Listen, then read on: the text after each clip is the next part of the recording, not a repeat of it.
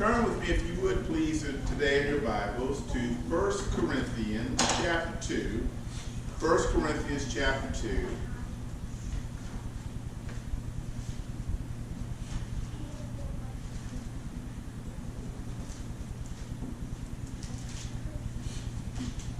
Something to remember when you think you're all alone. Something to remember when you think that you're all alone. We all, right, have times where, and I've said it, I'm sure you said it before, where you think no one understands what you're going through. A lot of times you really need to do two things. One is you need to talk about it, because when you talk about what you're going through with those who are close to you, it can help you with context. And two is to recognize that you are never alone. God is for you and me. He's not against you. And any time that we have a trial, it gives God an opportunity to do something in our lives that we can't do on our own. Paul wrote to the church of Corinth as he was giving them hope. And he told them, starting in verse 9 of 1 Corinthians chapter 2, something that we all need to remember. No eye has seen. I love this, it's one of my favorites. No ear has heard.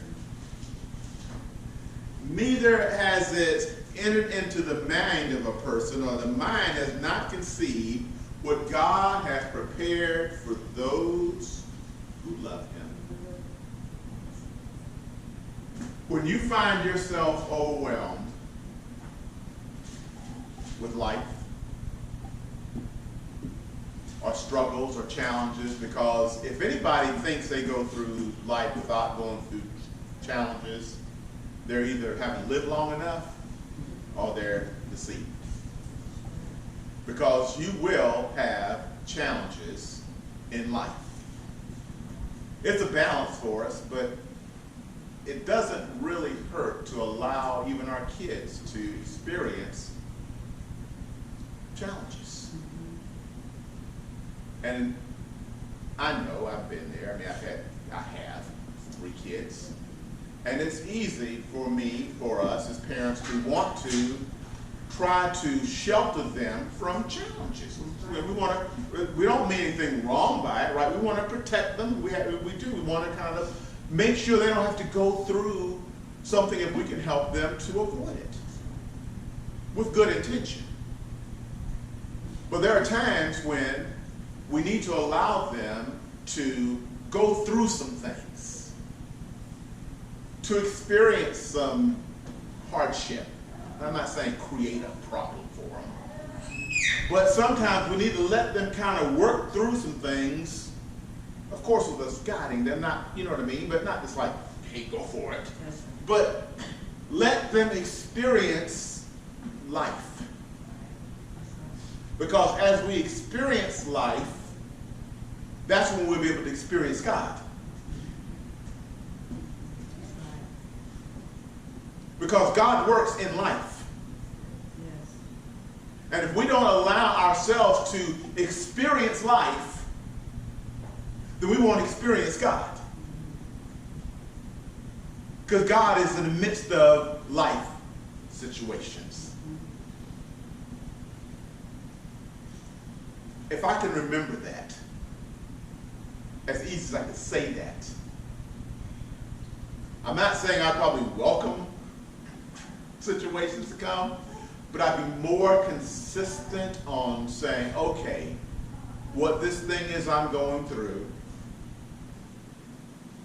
that first of all, is it real? Is it legitimate? Is it just drama, or is it real? Okay, let's get that check mark off. Okay, it's not drama, it's real. Okay, number 2. Okay, it's not drama, it's real. 2, is it something I can do about it or not? Not sure what I can do about it. 3, I need to give this thing to God. If it's here, make a move. If it's here, make a move. But we stay here too much because we're so caught up in not knowing how to experience trials that everything is a problem. We default to, before we even know, it's a problem. Why? Because I'm not sure it is, so it's a problem. It may not be. Or if it is, it might be one that's something you can do something about from where you've had life experiences. So therefore now you know what to do with this because God has shown you, and now you can move into another direction. Or you can always remember, no eye has seen. Over here the third, no eye has seen, no ear has heard, neither has it entered into the hearts of men and women what God has planned for me in this circumstance. That means you don't understand, but God does. And in life circumstances, we have the opportunity to experience Him. I wrote 2 texts down that I want you to remember. The first one comes from Jeremiah 29. In Jeremiah 29, the people were in exile. Exile is not good. Okay. Exile is bad. Exile is being someplace you don't want to be and can't leave even though you want to. Being someplace you don't want to be and you can't leave even though you want to. That's exile. Everything that you want is gone and everything you don't want is there. It's not a nice place to be. The people of God were in exile. They were not near the temple. And in their minds, if they weren't near the temple of Jerusalem, that meant they were apart from God. Therefore, God had been removed from their lives, in their mind.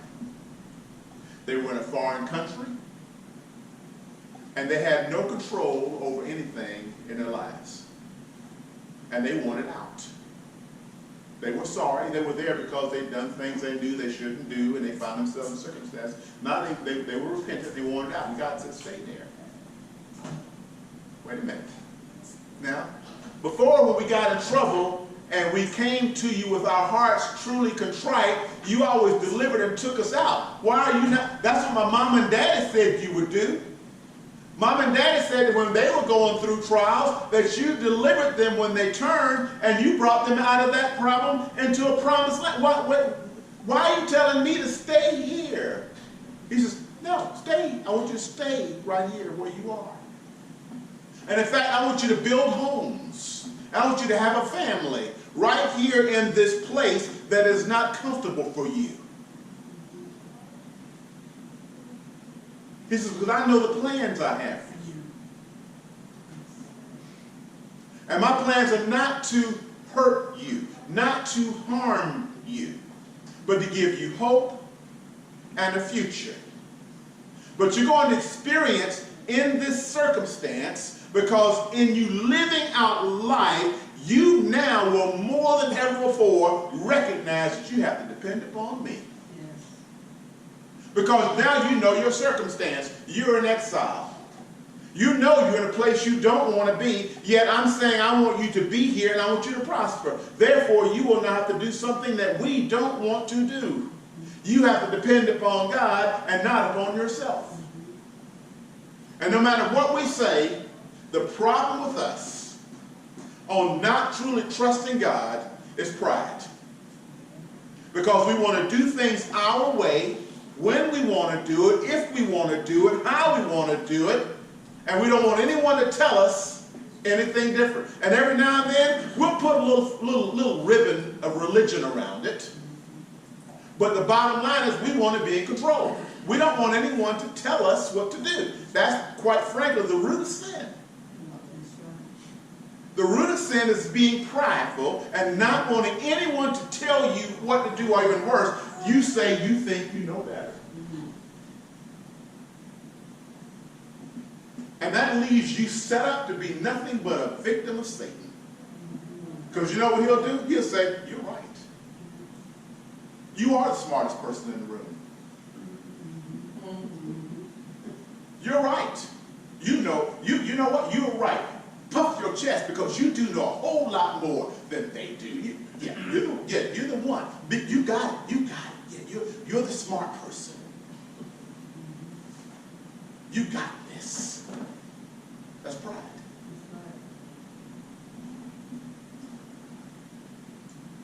And pride comes before a fall. And pride keeps us from being able to trust God in circumstances that are outside our control. A test. When you find yourself in trouble, what is your first reaction? When you find yourself in a situation, what's your first reaction? Do you go to God? Or do you figure a way out? There's a difference. He says here, I know, verse 29 of Jeremiah 11, I know this, a plan I have for you. In other words, I know something that you don't know. He's saying here, I know the plan I have for you. You don't know the plan I have for you. He didn't say here, we know the plan we've got going on. It's no, I know the plan I have for you. Yes. And you know what I'm telling you? I'm telling you this plan is not to harm you. But I'm in a difficult situation. I'm in exile. I said I've got a plan that's not to harm you. I've got a plan that's going to give you hope and what you want, a future.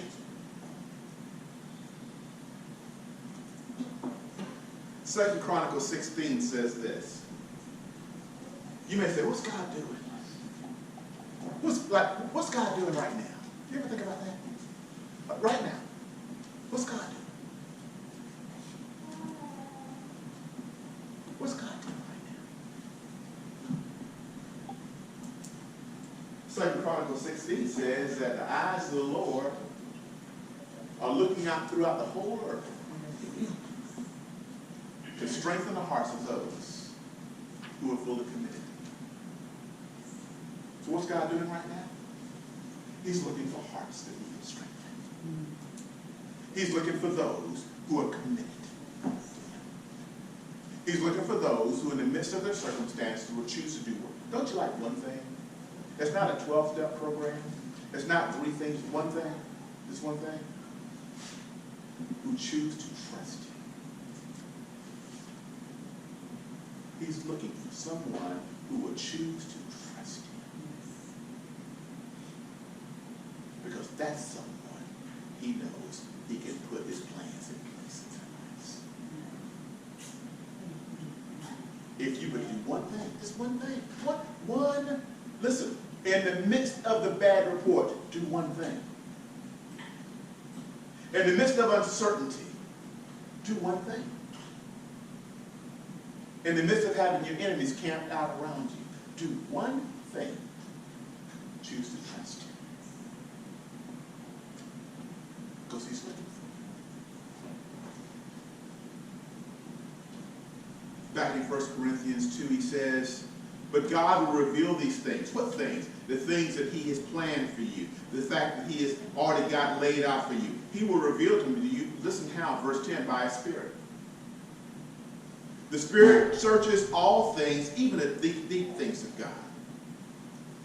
For who among men, see, quit asking people, verse 11. For who among men knows the thoughts of a man, except the man himself? The Holy Spirit. In the same way, no one knows the thoughts of God except by the Holy Spirit. And pride will not yield to the Holy Spirit. Only humility will. As long as I'm prideful, I won't humble myself and trust God. with my uncertainty when he does things a way that's different than I would do it myself.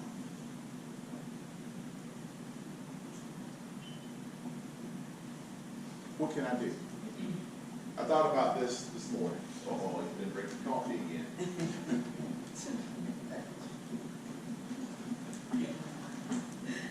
Yes, I have.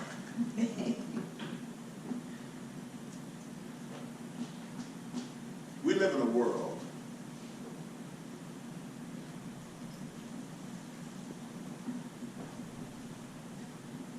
that if we aren't careful,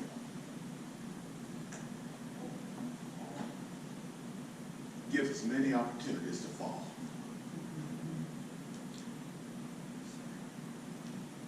You have two gateways to your soul. One is by what you hear, and the other is by what you see. Be very careful on what you take in through your eyes, what you take in through your ears.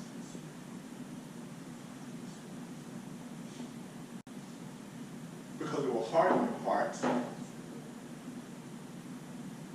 It will dull you towards spiritual issues. It leaves you to be a victim to the things of this world.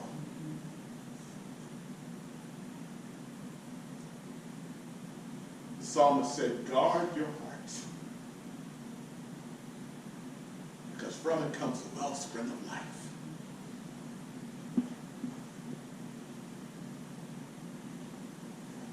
This past week, as I was at my favorite place, Starbucks, in Florida. And I was there, I've got my little routine. So I've got to have my grande veranda blend and my little stuff. And so I got up early and I went and got my little stuff. And I'm sitting in there and there was a family there. Father, mother, girl, boy. And each of them had their own device. Nothing wrong with that. Please, child.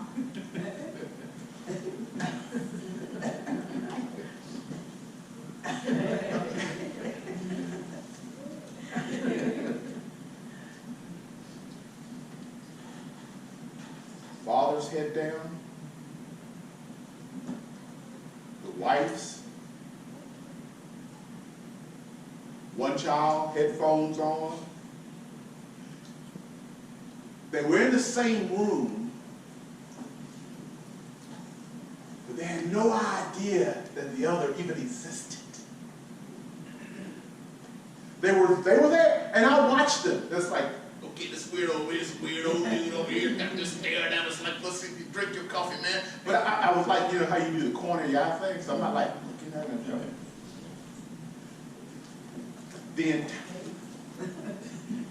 The entire time I was there, they never spoke. Their eyes never raised up. It was as though they were alone like me, but yet all that.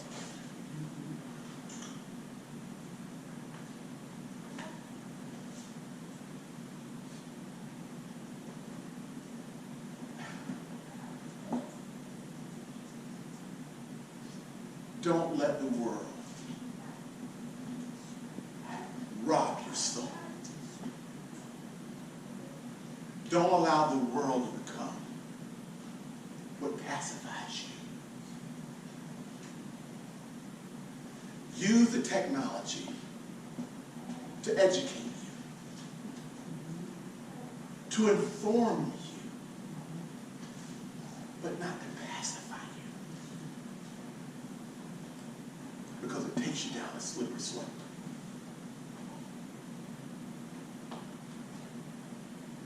And it affects you in ways that's not good. Things used to be hard to do, now are too easy. And I'm a technologist, so don't get me, I'm not some old fuddy-duddy, old fogey, no, I'm not saying that. But I'm saying it's a tool. Don't let it become an animal that eats you. Because I think it dulls you. And you will not be sensitive to the things of God.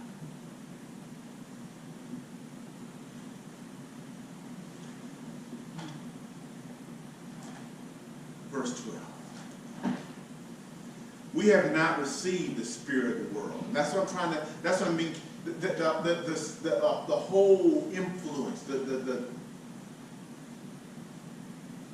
but the Spirit is from God, that we may understand what God has, note this, what God has freely given us. This is what we speak.